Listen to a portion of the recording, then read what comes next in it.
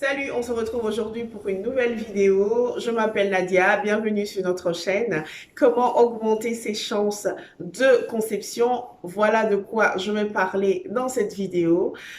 On sait tous que pour qu'il y ait conception, il faut l'accouplement d'un homme et d'une femme. Cependant, au-delà de cet acte qui est tout à fait naturel, il y a parfois des défauts de comportement qui peuvent être la cause d'une infertilité.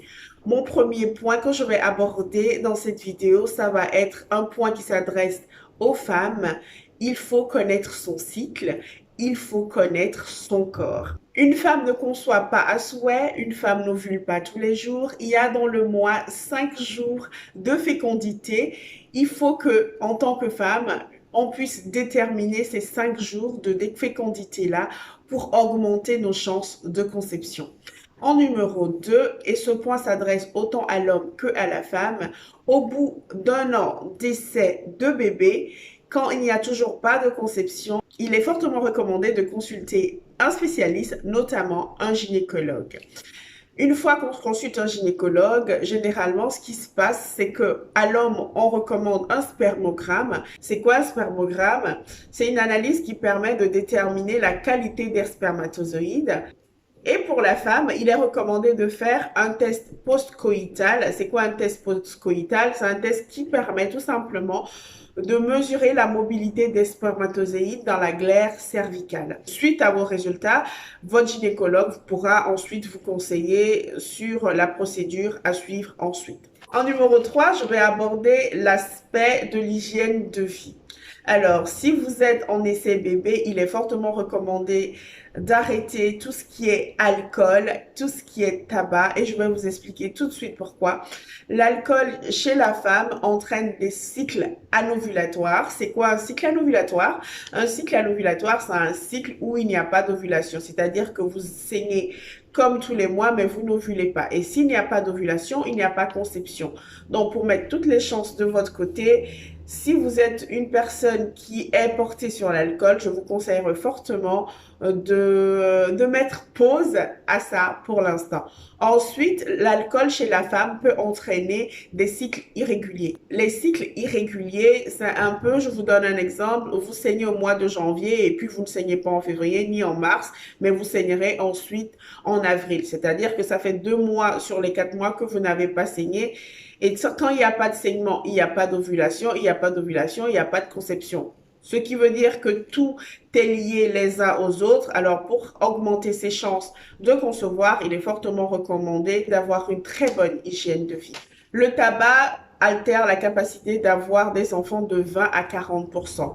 Et dans le tabac, je mets cigarettes, je mets chicha et tous les dérivés qu'il peut y avoir de tabac. Donc, si vous êtes une personne, homme comme femme, qui est portée sur le tabac et sur l'alcool, il est fortement recommandé d'essayer de changer d'hygiène de vie. Le quatrième point que je vais aborder, c'est l'équilibre alimentaire. Favoriser les protéines végétales aux protéines animales, privilégier les fruits et les légumes, consommer des aliments qui vont vous apporter de la vitamine C, du zinc, qui est un régulateur hormonal, de l'oméga 3, etc.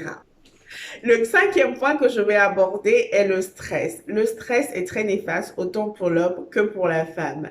Chez la femme, le stress altère l'équilibre hormonal au point qu'il peut ne pas se passer d'ovulation. Et comme je l'ai dit précédemment, sans ovulation, pas de conception. Chez l'homme, le sperme entraîne l'oligospermie. C'est quoi l'oligospermie? L'oligospermie, c'est tout simplement le fait de produire des spermatozoïdes, mais en quantité inférieure que ce qu'un homme devrait produire normalement. Le sixième point que je vais aborder, c'est le poids.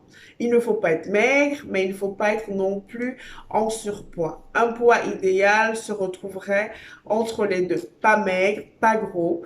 La graisse a un effet très néfaste sur les hormones essentielles à l'ovulation. Alors, pour cela, il est conseillé de ne pas être en surpoids. Ce qui sera intéressant, c'est de calculer votre IMC. L'IMC, je ne sais plus trop comment ça se calcule, mais je pense que ça se calcule par rapport à la taille et au poids qu'on a en ce moment.